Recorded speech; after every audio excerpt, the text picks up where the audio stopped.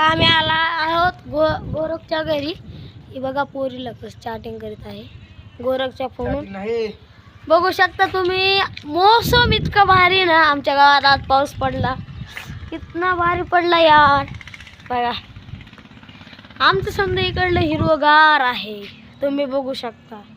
बघा ही याचा भाऊ तिकडं पळून गेला गाडी घेऊन. इथं खूप भारी वाटत आहे या घरावर.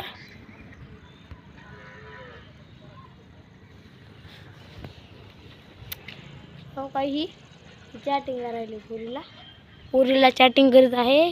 तुम्ही सावधान राहा, तुमच्या पोरी ही लपून. हो का ही पोरग, हो का ए इकडं. हा बघा हो का असं करायलो, असं हे असं